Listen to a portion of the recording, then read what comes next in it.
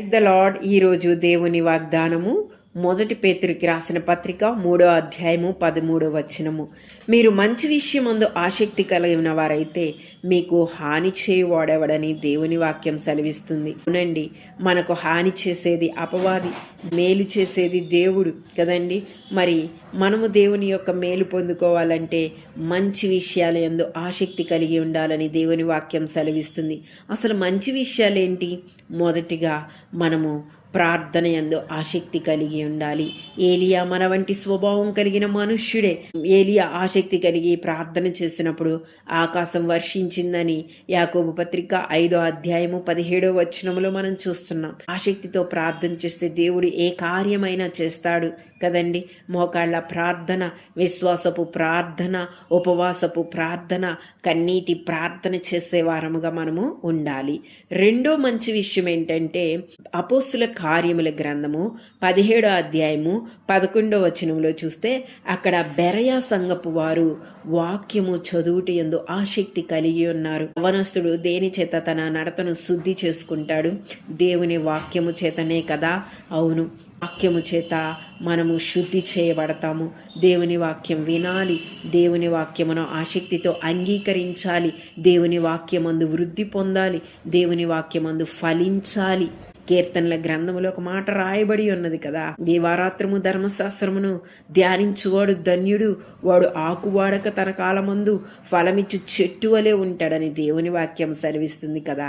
మరి మనము కూడా వాక్యము చదువుట యందు ఆసక్తి కలిగి ఉందాం, వాక్యములో వృద్ధి పొందుదాం, వాక్యములో ఫలిద్దాం.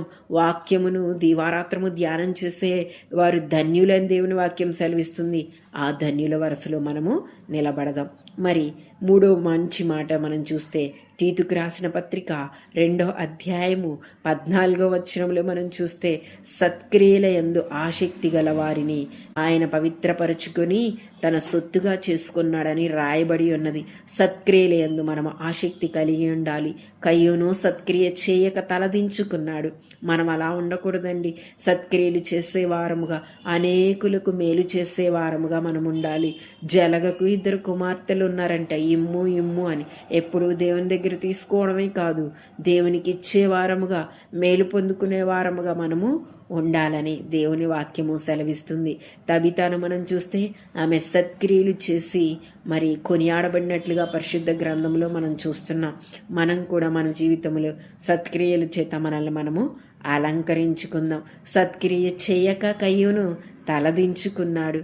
మరి మనము కయ్యూను వరుసలో ఉండొద్దు, కానీ సత్క్రియలు చేసి దేవుని మహింపరిచే వారముగా, దేవుని దగ్గర మేలు పొందుకునే వారముగా మనము ఉందాము. 4వ మాట మనం చూస్తే 1 కొరింథీయులకు రాసిన పత్రిక 15వ అధ్యాయము 58వ వచనములో ప్రభు యొక్క కార్యముల యందు ఆసక్తి కలిగి ఉండాలని దేవుని వాక్యం సెలవిస్తుంది.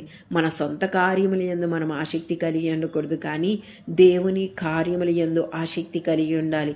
దేవుని పరిచర్య చేయుటలో, వాక్యము బోధించుటలో, ప్రార్థన చేయుటలో, దైవజనులకు సహకారులుగా ఉండుటలో, అన్ని విషయాల్లో దేవుని కార్యముల యందు ఆసక్తి కలిగి ఉండాలని దేవుని వాక్యం సెలవిస్తుంది.